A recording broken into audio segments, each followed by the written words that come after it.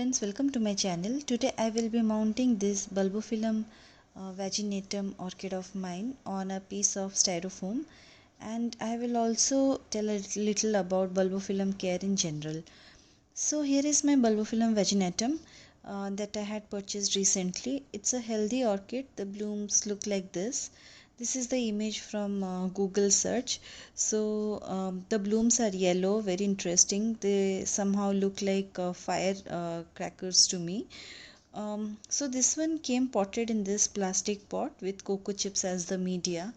I personally don't like cocoa chips as a media because they remain soggy no matter how less I water, and they break down really fast. However, that is not the only reason why I will be mounting it today. You can see the orchid is really cramped up in this spot, and bulbophyllums in nature, they are wanderers. They like to creep and crawl. You can see the long rhizomes on this one. They are pretty long. So they generally are mounted or potted in shallow baskets where they will get a lot of space to grow and will send long rhizomes, and they can wander, creep and crawl nicely. And bulbophyllums, they don't like frequent repotting, so I plan to mount this one on a large piece of styrofoam so that I don't have to disturb it for at least a few years. And styrofoam or thermocol, unlike wood, it will last much longer without any damage, even if it stays constantly moist. Constantly moist because bulbophyllums, unlike majority of other orchids, they love to stay moist almost all the time. They need a minimum of 50% humidity around them to grow. So if you live somewhere where your climate is very dry, then you may face problems while growing this unless you provide your bulbophyllums with a humidifier or pebble trays around them to increase the humidity. Here is the piece of styrofoam that I will be mounting my bulbophyllum on. It's quite big and it's very light. I can easily hang it anywhere without any problem. First, let's start by making a few holes. I'm using a soldering gun to make the holes. You can use a heated nail or a knife to make the holes. Through these holes we can pass the thread nicely and secure the plant and the moss properly. Also, these will provide a good air circulation. The media is going to stay constantly moist, so we need good airflow around the roots and the media, so that we don't face any fungal infections or rot.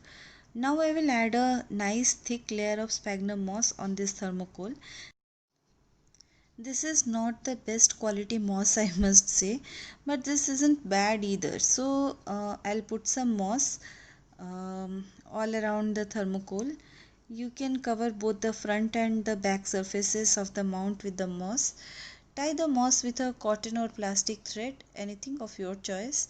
Now I'm putting a lot of moss because of the simple reason to provide a continuous supply of moisture to bulbophyllum. Now I take the orchid which I already have removed from the pot, clean the roots with running tap water, and I have removed dead roots and other debris from it. So for the bulbophyllums, we should mount or pot them in such a way that the newest bulbs, they will have a lot of space ahead of them or around them, because the newer growths are going to arise from these. Now here I have two new bulbs here.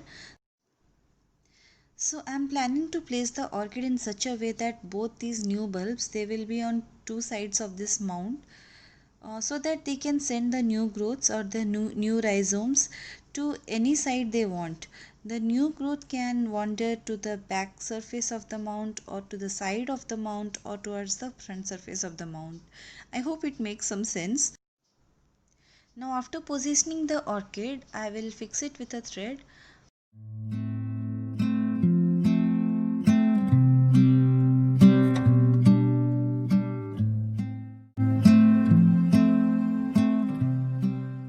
After that, I put some more moss on the root portion of the orchid to keep the roots moist.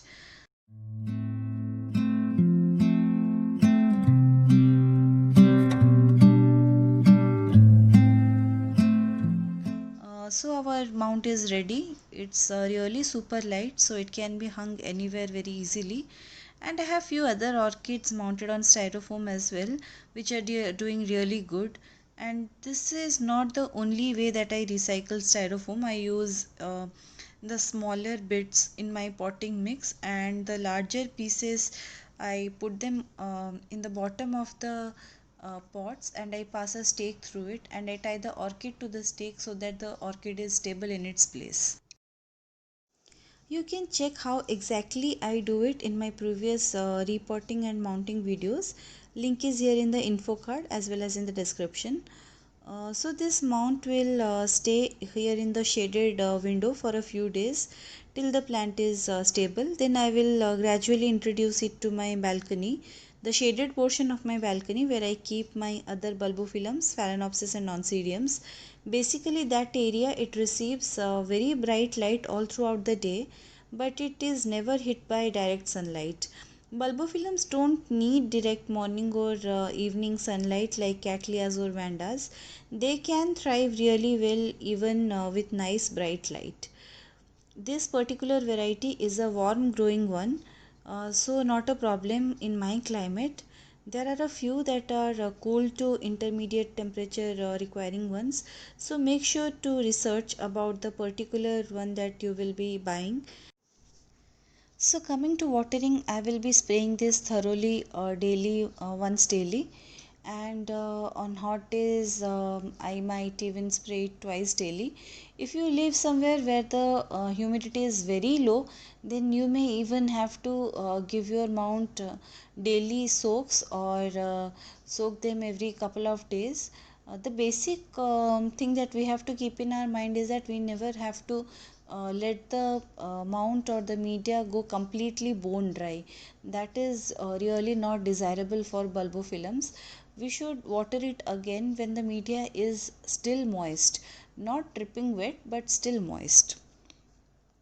You can pot your bulbophyllums in shallow baskets with a lot of ventilation holes, and with bark and moss media, or charcoal and moss media, and frequent watering is needed to keep the media constantly moist. And yes, bulbophyllums, they love good airflow around them, that will keep them healthy and disease free. And lastly, coming to fertilizers, I won't be applying any fertilizer for at least a month now, till I see new growths appearing, until the plant becomes stable and adapted to this setup. Later, I will fertilize it along with my other orchids with seaweed and Epsom salt every 15 to 20 days, with a slight decrease in frequency during the winters.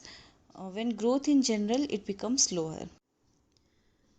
So I think that's all for today, friends. I hope you like my video, and if you do, then please like, share and subscribe to my channel, and press on the bell icon below to get notified each time I upload a new video.